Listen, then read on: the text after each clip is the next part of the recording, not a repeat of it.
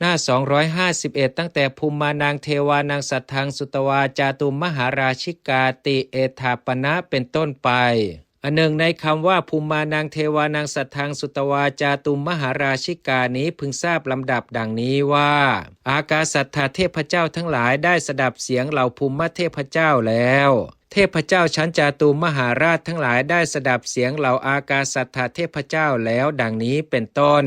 บทว่าพรหมกายิกาความว่าพรหมแม้ทั้งหมดยกเว้นเหล่าอสัญญีสัตว์และเหล่าอรูปาวจรสัตว์เสียพึงทราบว่า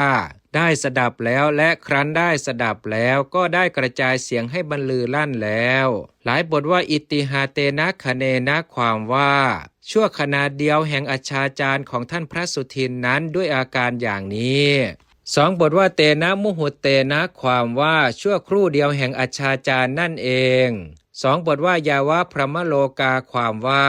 วงเล็บเสียงได้กระชอนขึ้นไปแล้วจนถึงพรหมโลกชั้นอาการนิทธาบทว่าอภุคันชิแปลว่าได้กระชอนขึ้นไปแล้วคือได้ตั้งขึ้นแล้วความก็ว่าได้มีเสียงระเบงเซ็งแซ่เป็นอันเดียวกันแล้ว2บทว่าปุตตังวิชายิกความว่าภรยาเก่าของท่านพระสุทินได้ให้ปัจฉิมภวิกาศาสตร์ผู้เช่นกับพิมพ์ทองเกิดแล้วหลายบทว่าพีชโกตินามังอกังสุความว่าพวกสหายของท่านพระสุทินไม่ยอมให้ตั้งชื่อเป็นอย่างอื่นคือได้พากันตั้งชื่อว่าพีชกะวงเล็บเจ้าพืชโดยลงความเห็นกันว่าทารกนั้นจงมีชื่อว่าเจ้าพืชเท่านั้นเพราะเหตุแห่งคำที่ญาติได้กล่าวขอไว้ว่าพ่อจงให้พืชพันธุ์นี้ไว้บ้างปรากฏชัดแล้วพวกสหายก็ได้ตั้งชื่อให้แก่มารดาบิดาแห่งพีชกะทารกนั้นด้วยอำนาจชื่อบุตรชายเหมือนกัน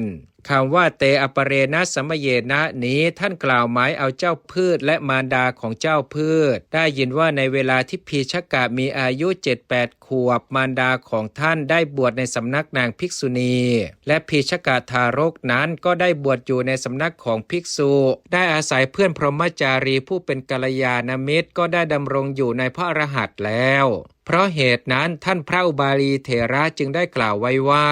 เขาทั้งสองได้ออกจากเรือนบวชเป็นบรรพชิตได้ทำให้แจ้งซึ่งพระอรหันต์แล้วบรรพชาของมารดาและบุตรได้มีผลแล้วด้วยประการฉนี้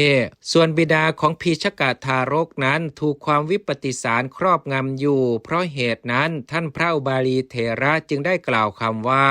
อัทโขอายสมโตสุทินนัสสะอหุเทวะกุกุจจังดังนี้เป็นต้นบรรดาบทเหล่านั้นบทว่าอหุเทวะแปลว่าได้มีแล้วนั่นเทียวถ้าอักษรทำการเชื่อมบทความว่าได้มีแล้วนั่นเทียวความตามเดือดร้อนในภายหลังอันมีอชาจารเป็นเหตุชื่อว่าความรำคาญแม้คำว่าวิปติสาโรก็เป็นชื่อแห่งความตามเดือดร้อนในภายหลังนั้นนั่นเอง